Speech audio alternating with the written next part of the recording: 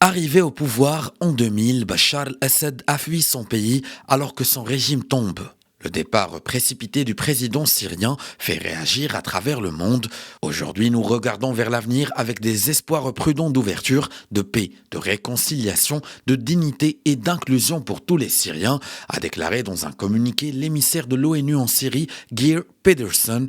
De son côté, Amnesty International a souligné que les auteurs des crimes perpétrés sous le pouvoir de Bachar el-Assad devraient être jugés lors de procès équitables, excluant la peine de mort et saluant une opportunité historique de rompre la spirale de violence. La Russie, jadis un des principaux soutiens du régime syrien, a affirmé que Bachar el-Assad avait démissionné de son poste et quitté le pays en donnant l'instruction de procéder au transfert du pouvoir de manière pacifique. L'Iran, soutien indéfectible de Bachar el-Assad et dont l'ambassade à Damas a été saccagée par des manifestants, a dit souhaiter la poursuite des relations amicales avec la Syrie. La diplomatie iranienne a toutefois indiqué que sa politique à l'égard de la Syrie est susceptible d'évoluer en fonction de l'évolution en Syrie et dans la région.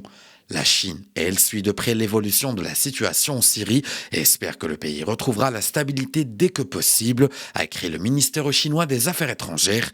Israël a salué la chute d'un maillon central de l'axe du mal dirigé par l'Iran.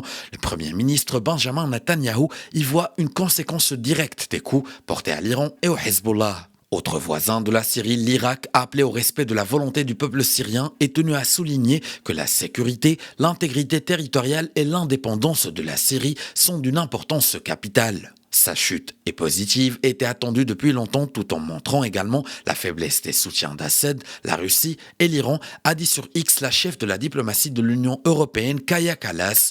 La présidente de la Commission européenne, Ursula von der Leyen, a elle assuré que l'Union européenne était prête à aider à reconstruire une Syrie qui protège toutes les minorités. L'Ukraine en guerre et envahie par la Russie en 2022 a affirmé que les dictateurs qui ont parié sur Poutine étaient voués à la chute. L'état de barbarie est tombé, s'est félicité le président Emmanuel Macron, tout en soulignant que la France restait engagée pour la sécurité de tous au Moyen-Orient, dans la région. De son côté, le Royaume-Uni a également salué la chute d'un régime barbare.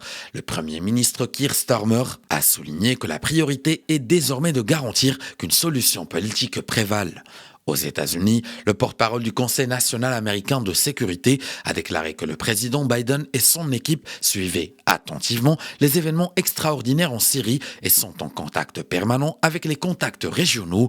Selon le président élu américain Donald Trump, Bachar el-Assad a fui la Syrie après avoir perdu le soutien de son protecteur, la Russie. L'Espagne va pousser avec tous les pays les plus impliqués dans la région pour que, quelle soit la solution pour l'avenir de la Syrie, elle soit pacifique, a de son côté affirmé le chef de la diplomatie, José Manuel Álvarez.